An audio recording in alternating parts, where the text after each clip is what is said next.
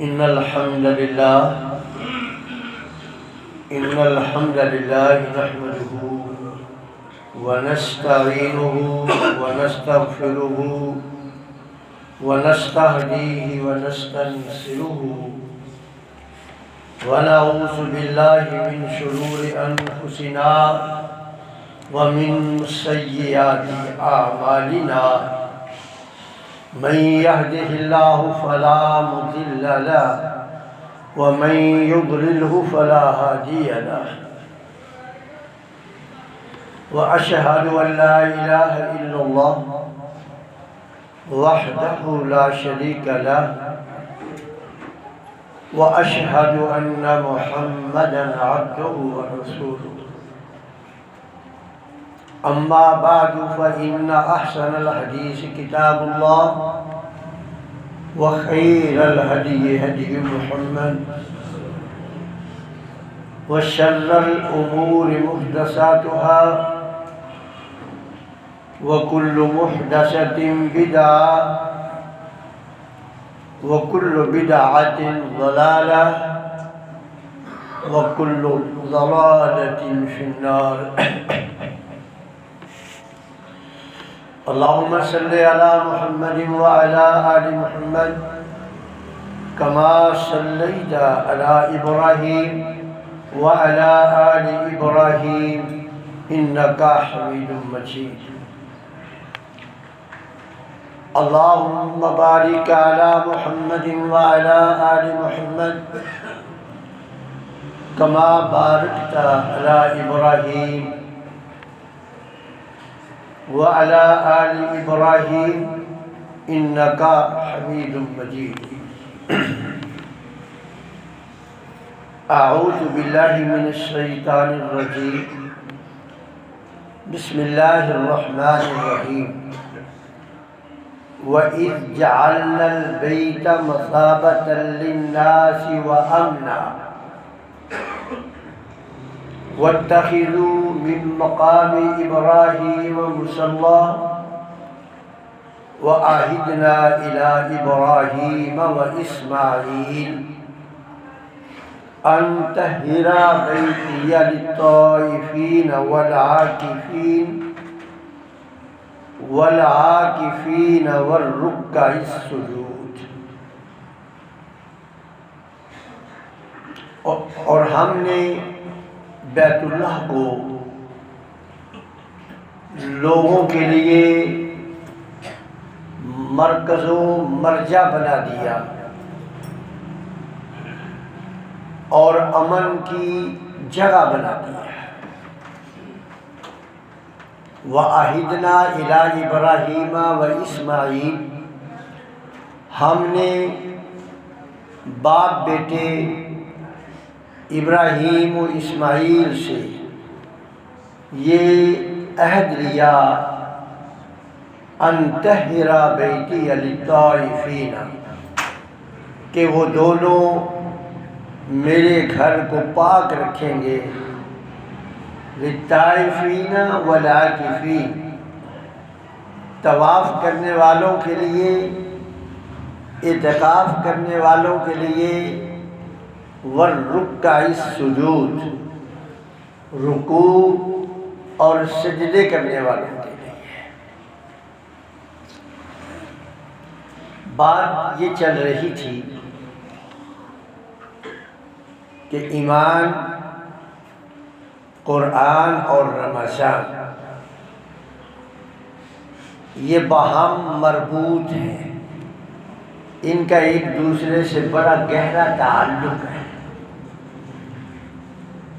رسول رحمت صلی اللہ علیہ وسلم سے دریافت کیا گیا کہ اے اللہ کے رسول صلی اللہ علیہ وسلم، آپ ارشاد فرمائیں کہ یہ اللہ نے جو قرآن میں ہمیں کہا ہے کہ وَاعْتَصِمُوا بِحَبْلِ اللَّهِ، کبھی اللہ کی رسی کو مضبوطی سے تھامو، یہ اللہ کی رسی کیا ہے؟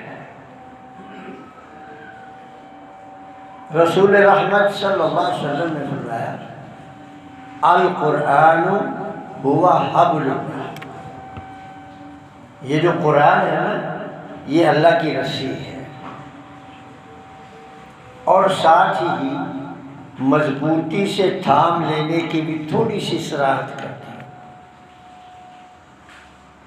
ایک تو یہ بتا دیا کہ حبل اللہ سے مراد، قرآن سے مراد حبل اللہ ہے، القرآن ہوا حبل اللہ، اور دوسری یہ بات تھی کہ واعتصموا، مضبوطی سے پکڑو۔ فرمایا ترفعوا بأیدیکم وترفعوا بید اللہ، کہ یہ جو رسی ہے نا، اس کا ایک سرا تمہارے ہاتھ میں ہے اور ایک اللہ کے ہاتھ میں۔ آپ اس کی سادہ سی مثال سے یہ بات سمجھ لیں، نبینا آدمی، اس کے پاس اس طرح کی لاٹھی ہے، ایک بچہ اس کے ساتھ، عموماً ایسے ہی ہوتا تھا پہلے، ایک بچہ اس کے ساتھ ہوتا تھا، لاٹھی کا ایک سرا نبینے کے ہاتھ میں ہے اور ایک سرا بچے کے ہاتھ میں ہے، وہ بچہ اس کو لے کر محفوظ راستے سے اس کی منزل تک پہنچاتا، ایسا ہی ہے۔ تو یہ فرمایا ترفعوا بأیدیکم وترفعوا بید اللہ، کہ اس کا ایک سرا جو ہے نا تمہارے ہاتھ میں ہے، ایک اللہ کے ہاتھ میں۔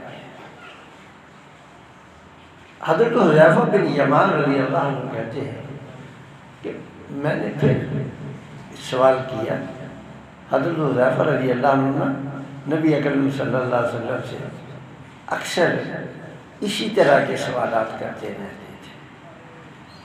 کہتے میں نے کہا کہ اللہ کے رسول، حال بعد ھذا الخیر شر، کہ پہلے ہم شر میں تھے، دنگا فساد تھا، عزت محفوظ نہیں تھی، مال جان محفوظ نہیں تھے، بھائی بھائی کا دشمن تھا، آج اخوت ہے، بھائی چارہ ہے، امن و آشتی ہے۔ کیا اس امن کے بعد، کیا اس بھائی چارے کے بعد شر آئے گی؟ پھر وہ پہلے والا دور لوٹ آئے گا؟ رسول رحمت صلی اللہ علیہ وسلم نے فرمایا ہاں۔ حضرت حذیفہ رضی اللہ عنہ پریشان ہوئے، تو رحمت عالم صلی اللہ علیہ وسلم نے ایک نسخہ کیمیا بتا دیا شر سے بچنے کے لیے۔ فرمایا علیک بکتاب اللہ، علیک بکتاب اللہ، شر تو ضرور آئے گا، لیکن شر سے بچنے کا طریقہ کیا ہے کہ اللہ کی کتاب کو پکڑ لینا ہے، واتبع ما فیہ، اور قرآن نے جو ہدایات دی ہیں ان ہدایات پر عمل کرنا ہے۔ خیر لک، تیرے لیے یہ بھلائی بھلا ہے، یعنی جس بندے نے یہ کام کر لیا کہ قرآن کی تعلیمات کو اپنی زندگی کا جزو لا ینفک بنا لیا۔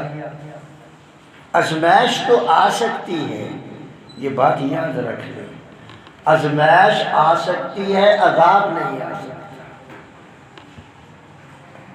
بظاہر مصیبتیں دونوں ایک جیسی ہیں، بظاہر ہے مصیبتیں دونوں ایک جیسی ہیں، عذاب کی بھی اور آزمائش کی بھی، لیکن ایک مصیبت ایسی ہے جو سونے کو مصفا کرتی ہے، خالص بناتی ہے، جس کا نام آزمائش ہے، ابتلا ہے۔ اور ایک مصیبت وہ ہے جو دنیا اور آخرت کی بربادی کا سبب بنتی ہے، اس کا نام عذاب ہے۔ تو پھر یعنی قرآنی تعلیمات کو لازم پکڑنا ہے، پھر تمہارے لیے بھلا ہی بھلا ہے۔ مصیبت آ سکتی ہے لیکن عذاب نہیں آ سکتا، آزمائش اللہ تمہاری کر سکتا ہے تم میں نکھار پیدا کرنے کے لیے، تمہارا درجہ بلند کرنے کے لیے، لیکن اللہ تم پہ ناراض نہیں ہو سکتا۔ اب یہ جو میں نے آپ کے سامنے آیت پڑھی ہے، آپ اس پہ ذرا غور کریں۔ اللہ فرماتے ہیں وَإِذْ جَعَلْنَا الْبَيْتَ، ہم نے بیت اللہ کو مثابت لوگوں کے لیے مرکز بنا دیا، مرجع۔ بیت اللہ جو ہے نا، ویسے تو بیت کے لفظی معنی ہوتے ہیں رات گزارنے کی جگہ، لیکن یہاں جو نسبت ہے نا بیت اللہ یا بیتیہ، اس کو کہتے ہیں نسبت تشریفی، یعنی وہ گھر جو ہے نا یہ اللہ کے لیے رات گزارنے کی جگہ نہیں ہے، لیکن اللہ کا گھر اس لیے کہا گیا اس کو کہ ان المساجد للہ فلا تدعوا مع اللہ احدا، اس کو اللہ کا گھر اس لیے کہا گیا ہے کہ یہ گھر خالص اللہ کی بندگی کے لیے بنا ہے، اس لیے اسے اللہ کا گھر کہا گیا ہے۔ وَأَنَّ الْمَسَاجِدَ لِلَّهِ فَلَا تَدْعُوا مَعَ اللَّهِ أَحَدًا، وہاں اللہ کے علاوہ کسی کو پکارنا نہیں، مسجد میں آ کر پھر غیروں سے مانگنا، اس سے بڑی گمراہی اور بدنصیبی کیا ہو سکتی۔ حضرت عمر رضی اللہ عنہ کے پوتے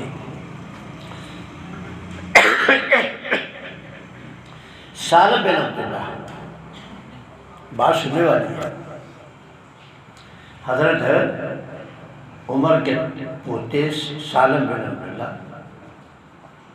بیت اللہ کا نا طواف کر رہے ہیں،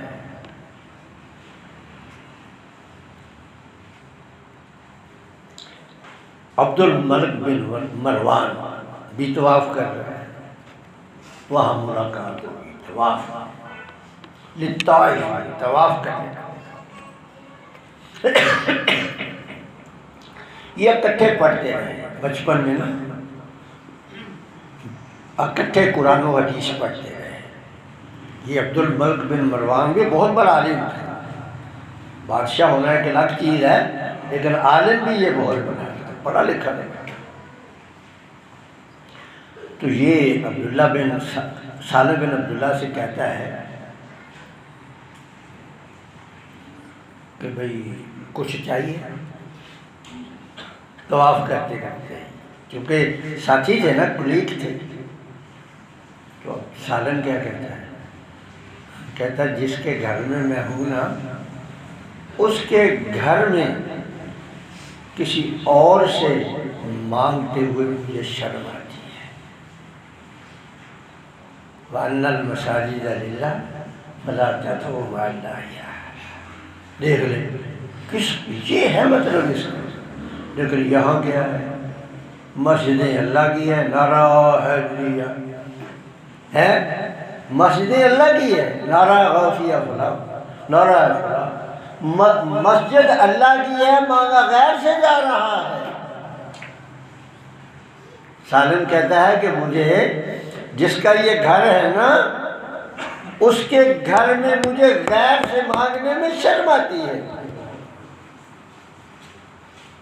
اب جناب اس نے پہلے طواف کر لیا، عبد الملک بن مروان نے، وہ باہر جا کے دروازے مطاف سے باہر جا کر، مسجد حرام سے باہر جا کر انتظار کر رہا ہے کہ سالم آئے گا تو پھر بات کروں گا۔ سالم بھی اپنا طواف مکمل کر کے باہر آ گیا، تو عبد الملک پھر کہتا ہے کہ سالم بتاؤ کچھ چاہیے؟ بولا ہاں چاہیے۔ بولا کیا چاہیے؟ بولا جنت چاہیے۔ عبد الملک کہتا ہے کہ جنت کی طلب کے لیے تو میں تجھے پیشکش کر رہا ہوں۔ فقیہ مدینہ تھے نا، 7 فقہا تھے بڑے بڑے مدینہ میں 7 جو بڑے فقہا تھے نا، بڑے علماء تھے، ان میں ایک سالم کا نام تھا۔ وہ کہنے لگا کہ جنت کے طلب کے لیے تو میں تجھے کوئی عطیہ دینا چاہتا ہوں۔ تو سالم نے پھر کیا جواب دیا؟ سالم نے کہا جس مال کی تو بات کرتا ہے وہ مال تو میں نے مالکوں کے مالک سے بھی نہیں مانگا۔ جس مال کی تو بات کرتا ہے وہ مال تو میں نے مالکوں کے مالک سے بھی نہیں مانگا، اس سے بھی جنت مانگی ہے، اور تو اگر دے سکتا ہے تو تجھ سے بھی جنت کا مانگا۔ تو یہ نسبت تشریفی ہے کہ ان المساجد للہ فلا تدعوا مع اللہ احدا۔ اللہ فرماتے ہیں کہ ہم نے اس گھر کو نا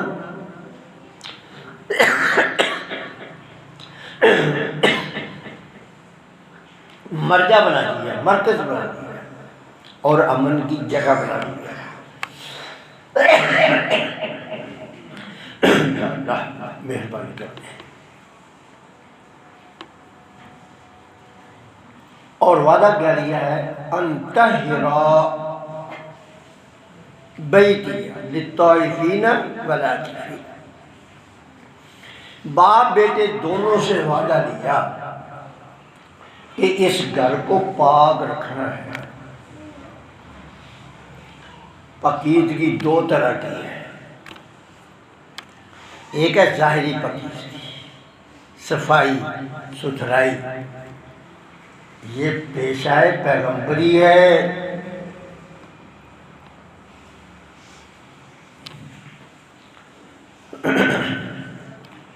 مسجد کے خادموں سے میری گزارش ہے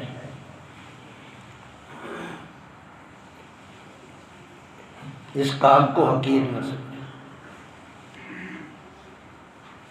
یہ جو تنخواہ ہے نا، اسے اس کام کا معاوضہ نہ سمجھیں۔ یہ پیشہ پیغمبری ہے، غلط تو نہیں کہہ رہا، قرآن کی آیت بتا رہا ہوں آپ کو، یہ میرے الفاظ نہیں ہیں، قرآن بتا رہا ہے۔ انتہی کہہ رہا ہوں چونکہ اس میں دونوں طاہرہ میں دونوں طرح کی پاکیزگی شامل ہے۔ الطہور نصف الایمان، آپ نے کتابوں میں پڑھا ہوگا اسلامیات کی، جب آپ پڑھا کرتے تھے کہ صفائی نصف ایمان ہے، پڑھا نہیں؟ تو یہ پیشہ پیغمبری ہے، اس کو حقیر مت جانو، تنخواہ کو اس کا معاوضہ نہ سمجھو۔ اللہ کی قسم یہ تو اس دن پتہ چلے گا، اگر اس کو پیشہ پیغمبری سمجھ کر اگر اختیار کیا ہے تو اس کا ایک ایک تنکا جو آپ نے اللہ کے گھر سے اٹھا کر باہر پھینکا ہے، ایک ایک تنکا شہادت دے گا کہ اللہ اس کو جنت میں داخل کر دے۔ ایک ایک تنکا شہادت دے گا، یہ بڑا کام ہے۔ اور ایک تو ظاہری سمجھ، ایک باطنی ہے۔ باطنی کا مطلب ہے ان المساجد للہ فلا تدعوا مع اللہ احدا، یہ باطنی سمجھ ہے۔ اچھا، اس میں نا قابل غور بات ہے کہ یہ باطنی صفائی کا اللہ نے ابراہیم سے عہد کیوں لیا؟ وہ ابراہیم تو پہلے ہی بت شکن تھا، ابراہیم تو پہلے ہی بت شکن تھا، پھر ابراہیم سے یہ وعدہ کیوں لیا گیا؟ یہ وعدہ ابراہیم سے بظاہر تھا، لیکن حقیقت میں مجھ سے اور آپ سے ہے۔ یہ حقیقت میں وعدہ کس سے ہے؟ یہ مجھ سے اور آپ سے ہے کہ اس گھر کو پاک رکھنا ہے۔ اس گھر میں جب آ جانا ہے تو دنیا کی تمام خواہشات، دنیا کی تمام آرزویں اور تمنائیں، ان کو دروازے پہ بائے بائے کہہ دینا ہے کہ اب میرا رابطہ اس مالک سے ہونے لگا ہے جو مالک احکم الحاکمین ہے۔ اور کن کے لیے پاک رکھنا ہے؟ طواف کرنے والوں کے لیے۔ اور یہ جو طواف ہے یہ خاص کر بیت اللہ کا بس. اور آگے جو ہے نا والعاکفین والرکع السجود، یہ ہر مسجد کے لیے ہے، یہ ہر مسجد کے لیے ہے، اعتکاف کرنے والوں کے لیے. اعتکاف کیا ہے؟ تنہائی میں بیٹھ جانا، گوشہ نشین ہو جانا. یہ عشرہ آ گیا ہے گوشہ نشینی کا. کہیں دیکھیں نا، ہم سب مادہ پرست ہیں، سچ کہہ رہا ہوں، میں بھی مادہ پرست ہوں، مادہ پرست ہیں. اگر آج مجھے آپ کو شباز شریف کا فون آ جائے بھی 1 to 1 میری آپ سے ملاقات ہوگی، تو کیا خیال ہے میری چال کیسی ہو جائے گی؟ کئی ایک کو میں بتاتا پھروں گا کہ اس کا فون آیا، آج میری 1 to 1 ملاقات ہے، ڈاکٹر صاحب اگر آپ کا بھی کوئی مطالبہ ہے تو بتا دو، میں بتا دوں گا. میں آپ کو تھوڑا سا بتاؤں گا کہ نہیں. یہ جو جس نے مجھے فون کیا ہے کہ میری آپ کی 1 to 1 ملاقات ہے، مجھے یہ بھی یقین ہے کہ میرے وہاں سے پہنچنے سے پہلے جو تخت پر ہے وہ پس دیوارے زندہ ہو جائے. ممکن ہے کہ نہیں؟ جو ابھی تخت پر ہے اور عصر سے پہلے پہلے وہ پس دیوارے زندہ ہو جائے. ایسی تاریخیں ملتی ہیں کہ نہیں ملتی؟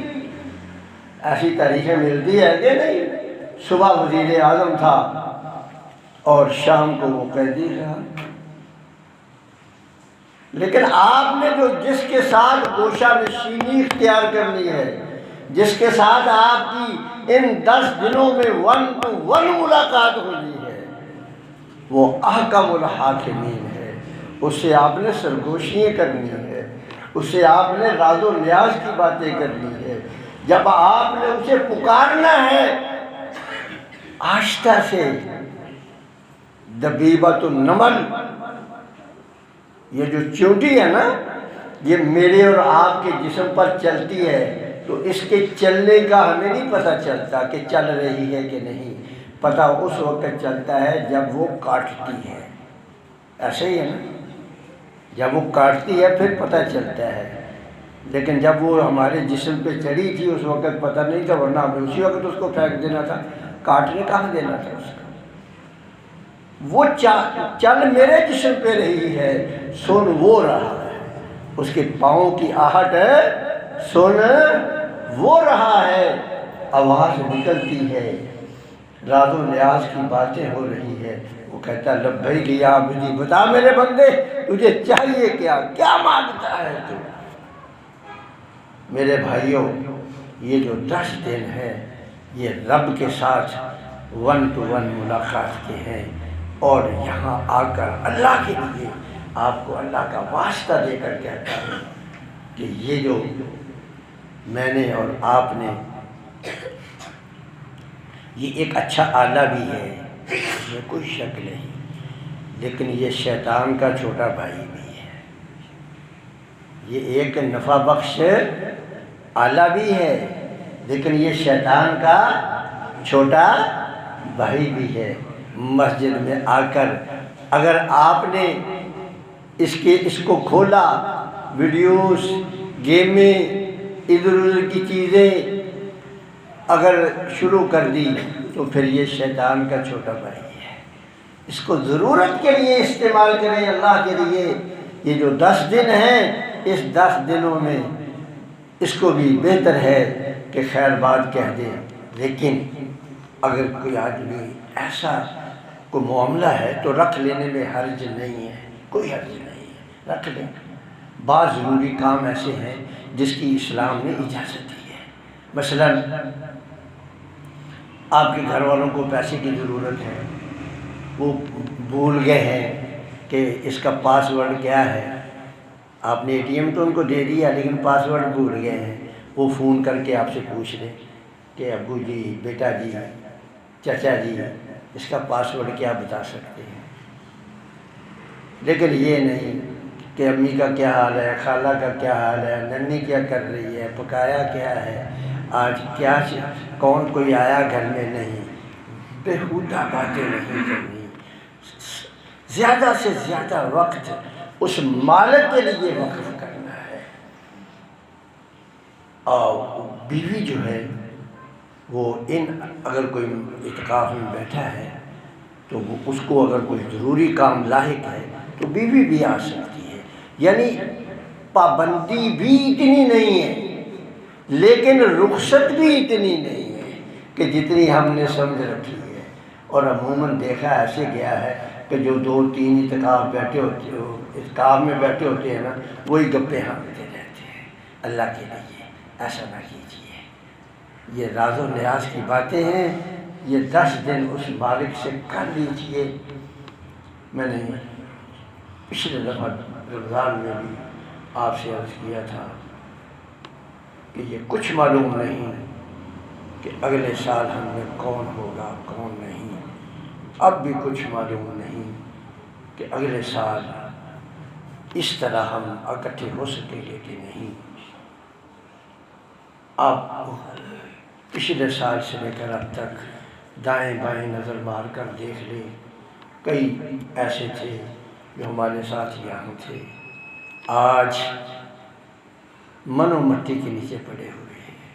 کل ہم نے بھی یہی جانا ہے، کاش جانے سے پہلے پہلے اس مالک کو راضی کر کے جائیں، تاکہ جب ہم جائیں تو وہ جو کیا کہتے ہیں پروٹوکول والا دستہ جو ہے نا، جو پروٹوکول دیتا ہے وہ دستہ جو ہے نا، وہ ہمیں کہے کہ یا ایتھا النفس المطمئنہ ارجعی الی ربک راضیۃ مرضیہ فادخلی فی عبادی وادخلی جنتی۔ وہ جو دستہ ہے پروٹوکول دینے والا، وہ اس کی گاڑی کاں کاں کرتی آگے جائے اور ہماری گاڑی اس کے پیچھے ہو اور کہے وہ جنت میں داخل ہو جاؤ۔ اور جنت میں دروازے میں جب میں اور آپ قدم رکھیں تو وہاں جو ایک گارڈ آف آنر دینے والا دستہ آگے سے تیار ہے، وہ مجھے اور آپ کو گارڈ آف آنر دے، تو اللہ کرے سب کے لیے یہ ہو جائے۔ وآخر دعوانا الحمدللہ۔